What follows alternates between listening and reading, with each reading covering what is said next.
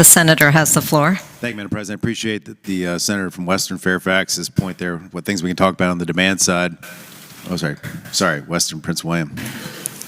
I just moved her too. Yeah, Fairfax isn't that bad. Come on, it's not that gross. But I appreciate the points that she raises about what we can do on the demand side. I would just like to point out that the Commission on Electrical Utility Regulation made several proposals, including one on demand response, which we're going to take a very comprehensive look at data center demand response over the next year and other measures we can use to reduce data center demand. I think we actually proposed, about 3 or 4 bills on that, which are pending and in front of us that we look for bipartisan support on. I also just want to note a couple other things. There was a report that came out recently by, I can't remember the outfit. It was a university in California, I believe, but is a well-respected university when it comes to energy demand. And they pointed out that in Virginia, our rising costs are driven by a couple things.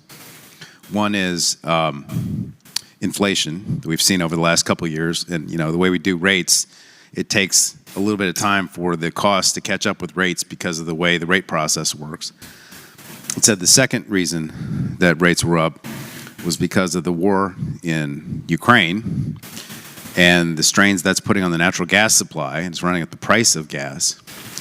And I would note that it'd be nice if our current administration would actually do something to solve that war instead of, it seems like, prolong it. And in that vein, I would note that gas prices, and we a big chunk of our electricity is generated by gas prices are going to continue to cause pressure on our energy prices. One of the things we could do to mitigate that risk to our taxpayers for decades would be to use carbon-free sources to produce electricity. And one of the best ways to do that would be to do wind.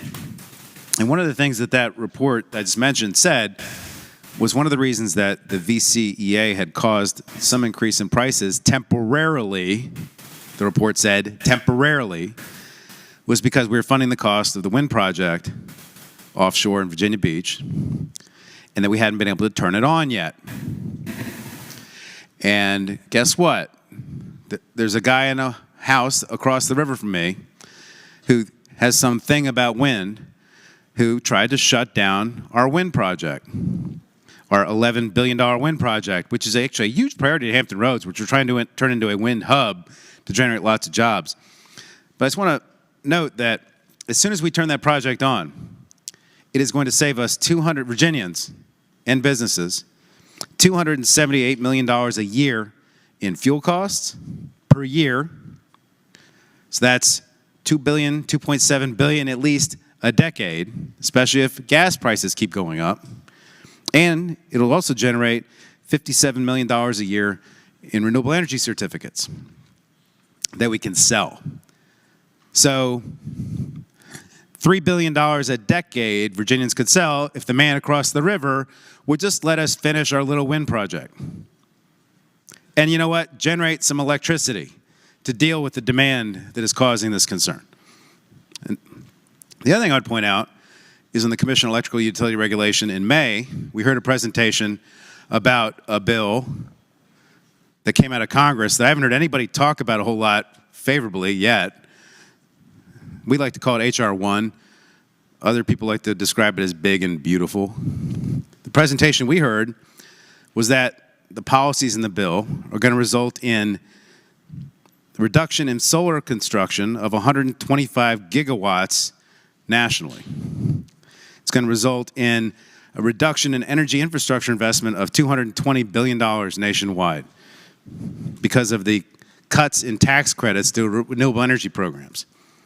That it's going to cost America 292,000 jobs, all because somebody across the river doesn't like energy that isn't reliant on natural gas, which, by the way, I don't have a big problem with, but he's very focused on energy from natural gas, which is subject to wars running up its price, creating these kinds of problems.